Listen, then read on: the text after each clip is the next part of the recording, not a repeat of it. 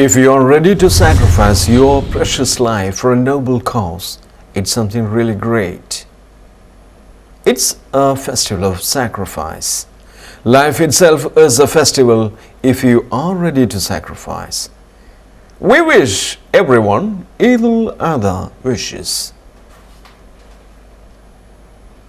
Welcome once again to News Analysis. News Analysis, a weekly magazine on current affairs. To begin with, the main points in a nutshell. Berlusconi is set to appeal against tax fraud conviction. Romney promises real change to Obama's status quo. China launches Boshilai criminal investigation. Damascus car bombing wrecks Syria, Eidul Adha truce. Eloy Gutierrez Menoyo, ex-revolutionary and dissident, dies in Cuba. Foreign Minister S.M. Krishna quits before cabinet reshuffle. And now the news in detail. Berlusconi is set to appeal against tax fraud conviction. Lawyers for former Italian Prime Minister Silvio Berlusconi are to appeal against his jail sentence for tax fraud, media reports say. The appeal will be launched by 10th November, reports said, and could take several years. Mr. Berlusconi and others were convicted of inflating the price of distribution rights brought by his Mediaset group to avoid paying taxes. On Friday, a Milan court sentenced him to 4 years but later cut it into 1. The media mogul was also barred from holding office for 5 years. A furious Mr. Berlusconi later went on national television to condemn the sentence as intolerable judicial harassment. He has long complained that he is being persecuted by left-leaning judges in Milan. It's a politically incredible and intolerable judgment, Mr. Berlusconi said on Italia One, one of the TV stations he owns. It's without any doubt a political verdict, just as all the cases invented against me are political. Mr. Berlusconi has faced a number of trials, but it's for the first time he has been sentenced for any crime concerning his business activities. He has in the past either been cleared or cases have run beyond the judicial time limit. In 1997, he received a suspended sentence for a false bookkeeping, but that conviction was reversed on appeal. In the latest case, prosecutors said that part of the money declared for the purchase of US film rights was skimmed off to create illegal slush funds, reducing tax liabilities for Berlusconi's Mediaset group. The court handed Mr. Berlusconi a longer sentence than the 3 years and 8 months requested by prosecutors. However, it later announced that the sentence would be cut to 1 year due to a 2006 amnesty law aimed at reducing prison overcrowding. It ordered him and his co-defendants to pay 10 million euros in damages. Both the jail term and the ban from holding office will only take effect if the sentence is upheld by a higher court.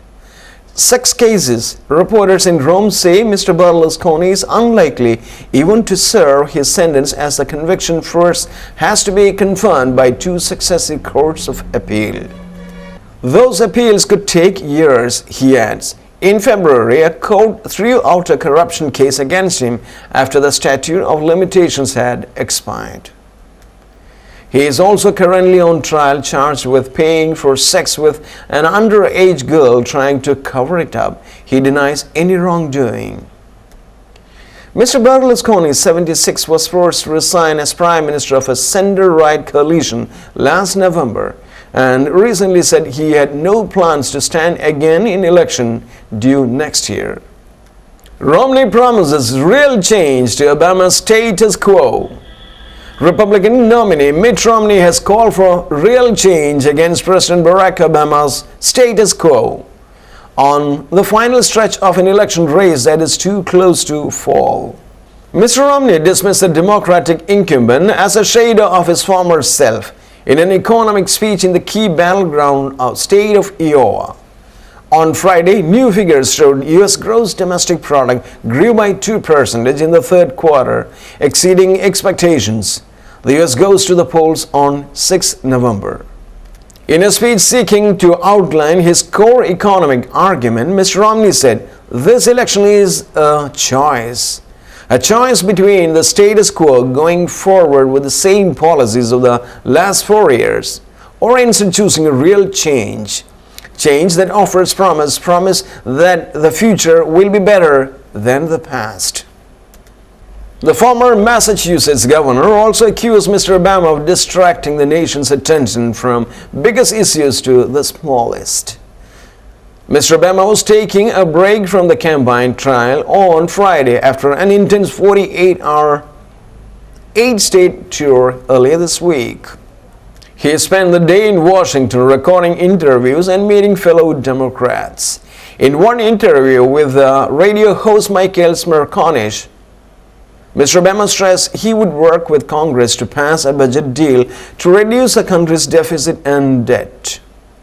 "I'll go to Capitol Hill, I'll wash John Boehner's car, I'll walk Mitch McConnell's dog," Mr. Obama said, referring to the Republican House Speaker and Senate Minority Leader respectively. "I'll do whatever is required to get this done." In a later interview with MTV, Mr. Obama emphasized the importance of voting for young adults, saying there's no excuse not to, and attacked Mr. Romney on climate change, calling it a critical issue for MTV viewers. He says he believes in climate change, but he says he is not sure man-made causes are the reason, Mr. Obama said. "I believe scientists who say we are putting too much carbon in our emission into the atmosphere, and it's heating the planet, and it's going to have a severe effect." Disputing the data, Mr. Romney's comments in Iowa come as the Department of Commerce figures showed the U.S. economy grew at an annualized rate of 2% in the 3 months to September. The Obama campaign said the data showed the economy was moving in the right direction. While we have more work to do, today's GDP growth report showing the 13th straight quarter of growth is more evidence that our economy continues to come back from the worst recession since the Great Depression under President Obama's leadership, it said in a statement. Democrats also pointed out that Mr. Romney spoke in Iowa outside Kinsler Construction Services, which benefited from the more than $650,000 in stimulus funding from the 2009 law Mr. Obama signed into law, the same stimulus the Republican nominee often criticizes. At a campaign stop, Mr. Romney broadly attacked Mr. Obama's record. Despite all the inherited, President Obama did not repair our economy. He did not save Medicare and Social Security. He did not tame the spending and borrowing. He did not reach across the aisle to bring us together. An average of national opinion polls released on Friday show Mr. Romney opening a modest lead of 0.9% over Mr. Obama. Mr. Obama is leading slightly in the key election states of Ohio and New Hampshire, but trailing slightly in Virginia and Florida. We've been on, not the one the president describes as a top-down cut taxes for the rich. That's not what I'm going to do. My plan has 5 basic parts. 1, get us energy independent, North American energy independent. That creates about 4 million jobs. Number 2, open up more trade, particularly in Latin America. Crack down on China if and when they cheat. Number 3, make sure our people have the skills they need to succeed, and the best schools in the world. We're far away from that now. Number 4, get us to a balanced budget. Number 5, champion small business. It's small business that creates the jobs in America. And over the last 4 years, small business people have decided that America may not be the place to open a new business because new business startups are down to a 30-year low. I know what it takes to get small business growing again, to hire people. Now, I'm concerned that the path that we're on has just been unsuccessful.